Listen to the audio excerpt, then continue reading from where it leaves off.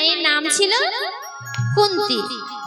তো একদিন এই যে পঞ্চপাণ্ডবের মধ্যে যিনি মধ্যম পাণ্ডব ভীম, তার কিন্তু শরীরে অনেক ক্ষমতা, অনেক বল, আর এই বলের কারণে তার মনে অহংকার। এটা কিন্তু মা ভাবে আর অন্যরা সবাই ভাবে, কিন্তু যার এত ক্ষমতা, যার এত শরীরে বল, সে কিন্তু কখনো অহংকার করে না। সদা সর্বদা ভক্তি তার কোথায় থাকে? ওই কৃষ্ণের চরণে, গোবিন্দের চরণে। কেঁদে কেঁদে বলে, প্রভু আমার যা কিছু সবই তো তোমার থেকেই পাওয়া, তুমি ছাড়া এই জগতে আমার কেউ নাই। কিন্তু একদিন মা করলেন কি, মা তাকে পরীক্ষা করতে চাইলেন যে তার মনে অহংকার আছে নাকি তার মনে শুদ্ধ ভক্তি। একদিন মা সেই সন্তানদের খেতে দিয়েছে। প্রথমে বড় ছেলে যুধিষ্ঠিরের পাতে খাবার দিয়েছে, তারপর মেজ ছেলে ভীমের পাতে খাবার দিয়েছে। যেমনই মেজ ছেলের পাতে খাবারটা দিতে যাবে, অমনি ওই মধ্যম পাণ্ডব ভীম মায়ের হাতটি চেপে ধরেছে।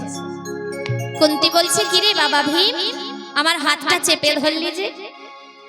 তখন ভীম বলছে, মাগো, লোকে বলে মায়ের হাতে সেবা করলে সন্তানের নাকি পেট ভরে, তাই তো বাবা? কিন্তু আমি তো তোমার হাতে এতদিন যাবত খেয়ে আসছি গো মা, কিন্তু একটা কথা না বললেই পারছি না। এতদিন ধরে তুমি আমায় খেতে দিয়েছো, কিন্তু দুঃখের বিষয় এইটাই, তোমার হাতে আজ পর্যন্ত খেয়ে আমার পেট ভরে। তাই আজ আমি মনে মনে ভেবেছি যে আজকে যা যা খাবার আছে তুমি আমাকে আগে খাওয়াবে, আমার পেট ভরলে তুমি আর বাকি সন্তানদের খাবার দিও। এখন কুন্তী তো মা, তা মা কুন্তী বলছে, এ কি ভীম, এই তোর বিবেক, এই তোর চিন্তাধারা? তুই আমার ছেলে, তুই আমার সন্তান হয়ে বলছিস এই যা খাবার আগে আমি তোকে খাওয়াবো, তোর পেটটা ভরাবো, আর আমি বাকি ছেলেদের উপোস করিয়ে রাখবো? এটা তো হতে পারে না বাবা। জীবনে শুধু খেতেই শিখলি, খাওয়া ছাড়া তোর জীবনে আর কিছু হলো না। যেমনই বলেছে খাওয়া ছাড়া তোর আর জীবনে কিছু হলো না, তুই কিছু করতে পারিস না, অমনি খাবার থালা ফেলে রেখে ভীম উঠে পড়েছে। কুন্তী বলছে, কিরে বাবা, আমার কথায় রাগ করলি? কিন্তু এটাই তো সত্য, আমি তোকে একা খাওয়াবো, বাকিদের না খাইয়ে রাখতে পারবো না। আর আমি কথাটা ভুল কি বলেছি? তুই তো জীবনে শুধু খেতেই শিখলি, কিছু করতে পারলি জীবনে? ভীম তখন বলছে, মাগো, আজ আমি প্রতিজ্ঞা করছি, শুধু খাবার কেন, এক গণ্ডূষ জলও আমি সেবা করব না, যতক্ষণ না পর্যন্ত তোমার দেওয়া কাজ আমি সম্পূর্ণ করতে পারছি। তুমি যে বললে আমার দ্বারা কিছু সম্ভব নয়, কি করতে হবে এমন কাজ তুমি বলো, সে পৃথিবীর যেখান থেকে হোক না কেন, যেমন করে হোক না কেন, আমি করব, তারপর জলগ্রহণ করব।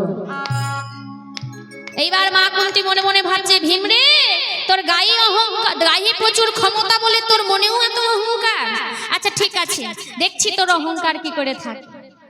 কুন্তী কি করলো? এমনই তার মনটা খারাপ ছিল। কেন জানেন বাবা? এই কিছুক্ষণ আগে ওই কৃষ্ণ ওই হস্তিনাপুর ছেড়ে চলে গেছে কোথায়? দ্বারকায়। একই কৃষ্ণ ছেড়ে চলে গেছে বলে মা কুন্তীর মনটা ভালো নেই। এদিকে আবার অহংকার করে যখন ভীমও বলেছে যে কি করতে হবে আমায় বলো, পৃথিবীর যেখান থেকে হোক, যেমন করে হোক, আমি সেটা আগে করব, তারপর জলগ্রহণ করব। তখন কুন্তী মনে মনে চিন্তা করছে, এই একটা সুযোগ, কৃষ্ণের প্রতি ওর কতটা ভক্তি আছে, নাকি শুধু ওর গায়ে শক্তি আছে বলে মনে অহংকার, এটাও আমার পরীক্ষা হয়ে যাবে। এই চিন্তা করে মা কুন্তী ভীমকে বলল, বাবা ভীম, আমি যা বলবো তুই করতে পারবি? কেন পারবো না মা, তুমি একবার আদেশ করেই দেখো না, যেমন করে হোক আমি করবই। তখন কুন্তী বলল, তাহলে এক কাজ কর, তুই এই মুহূর্তে, এই কিছুক্ষণের মধ্যে আমার কৃষ্ণকে আমার সামনে এনে হাজির কর, দেখি তোর কত বড় ক্ষমতা। আজ যদি তুই আমার সামনে আমার কৃষ্ণকে এনে দাঁড় করাতে পারিস, তবেই আমি জানবো তোর কতটা ক্ষমতা, কতটা কৃষ্ণের প্রতি তোর শুদ্ধ ভক্তি আছে, নাকি শুধু মনে অহংকার। ভীম তখন মৃদু মৃদু হেসে বলছে, ও মা, তুমি এই সব থেকে সহজ কাজটাই আমায় করতে বললে? আমি তো ভেবেছিলাম তুমি এমন কোনো বড় কাজ আমায় দিয়ে করাবে যে কাজটা আমি হাজার চেষ্টা করেও করতে পারবো না মা, কিন্তু তুমি যে কাজটা আমায় দিলে এটা তো সামান্য সামান্য কাজ। তুমি একটু অপেক্ষা করো, আমি এই গেলাম আর এই কৃষ্ণকে এনে তোমার সামনে হাজির করলাম। এই বলে ভীম কি করেছে গো বাবা, ঘর থেকে তার গদাটা এনে সেই গদাটাকে শূন্যের ওপরে ছুঁড়ে দিয়েছে। শূন্যের ওপরে গদাটা ছুঁড়ে দিয়ে ওই শূন্য হতে পতিত গদাটা যে ভূমিতে পড়বে, যে স্থানে পড়বে, সেই স্থানে তার নিজের মাথাটা রেখে চিৎকার করে বলে উঠলেন, কোথায় আছো মধুসূদন?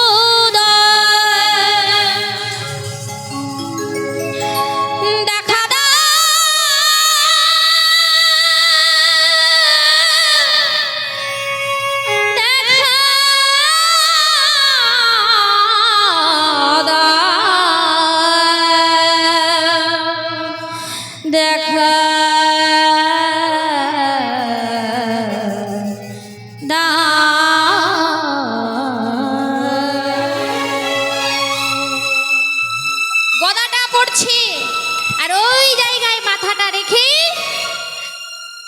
ভীম গোবিন্দকে ডাকছে।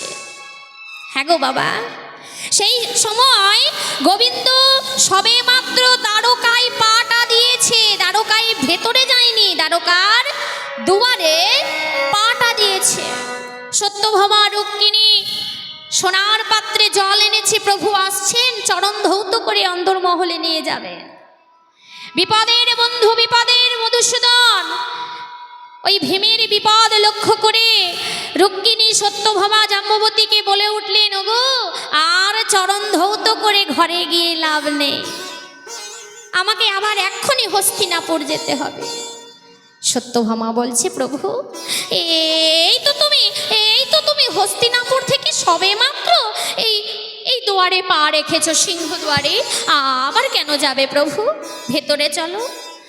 গোবিন্দ বলছে, দেখছো না সত্যভামা, ওইদিকে মধ্যম পাণ্ডব ভীম নিজের হাতে বিপদ সৃষ্টি করে ও আমায় স্মরণ করেছে, আর আমি যে বিপদ ভঞ্জন মধুসূদন, ভক্ত বিপদে পড়ে যদি আমায় স্মরণ করে, আমার কাজ ওই ভক্তকে বিপদ হতে রক্ষা করা। নিতাই গৌর হরি বল, হরি বল, হরি বল। তাই আমাকে যেতে হবে, আমাকে যেতে হবে, ছেড়ে দাও। সেই বিপদ ভঞ্জন মধুসূদন ছুটতে ছুটতে ছুটতে ছুটতে আবার হস্তিনাপুরের মাটিতে এসে হাজির। কতক্ষণ সময় লাগবে গো গদাটা ভূমিতে পড়তে? সেই সময়ে ভগবান এসে গদাটা সরিয়ে ভীমকে উদ্ধার করে বলছে, ওগো ভীম, এ তুমি কি করছো? তুমি কি করছো? তুমি নিজের হাতে নিজে বিপদ সৃষ্টি করছো, নিজের হাতে নিজে বিপদকে ডেকে আনছো। তুমি যদি মরে যাও তাহলে ধর্ম রাজ্য প্রতিষ্ঠা হবে কেমন করে? তুমি যদি মরে যাও ওই দুর্যোধনের মতন পাপিষ্টির উরু ভঙ্গ কি করবে? তোমায় বাঁচতে হবে, তুমি মরো না। মধ্যম পাণ্ডব ভীম ভগবান কৃষ্ণকে দর্শন করছে আর মাকে বলছে, মা গো, দেখো দেখো দেখো, তুমি না দেখতে চেয়েছিলে তোমার কৃষ্ণকে, এই দেখো তোমার সম্মুখে তোমার কৃষ্ণ দাঁড়িয়ে আছে, তুমি নয়ন ভরে দেখো। মা কুন্তীর নয়ন জলে বুক ভেসে যায়, একবার কৃষ্ণকে দেখে আর একবার সন্তান ভীমের দিকে দেখে। ভীমের হাতটা জড়িয়ে ধরে বলে, বাবা আমি তো মা, সন্তানের হাত দিয়ে প্রণাম করতে আমি পারবো না, কারণ তুই হলি আমার সন্তান, আমি তোর মা। আমি যদি তোর চরণ ধরে প্রণাম করি তাহলে বাবা তোর অকল্যাণ হবে, তাই আমি মা হয়ে চাই না তোর কোনো অকল্যাণ হোক। কিন্তু আমি তোকে বলে গেলাম, আমি তোকে আশীর্বাদ করে গেলাম, এই কৃষ্ণের প্রতি ভক্তি, এই কৃষ্ণের প্রতি ভালোবাসা যেন তোর সারা জীবন অটুট থাকে। নিতাই গৌর হরি বল, হরি বল। সেই দিন মা কুন্তী বুঝতে পেরেছিলেন যে এই ভীমের মনে আমরা যেটা বাইরে দেখি এত অহংকার, তার শক্তি বেশি বলে, কিন্তু তার ভেতরটা হলো ভক্তিতে পরিপূর্ণ। আর এই ভক্তি থাকলেই কিন্তু ভগবানকে লাভ করা যায়, অহংকারে ভগবান লাভ হয় না। এটাই হলো প্রত্যক্ষ প্রমাণ। তাই ঠাকুর নয়নানন্দেতে ভনে, সেই তো সকলই জানে, সর্বসিদ্ধি করো তলে তার। সর্বসিদ্ধি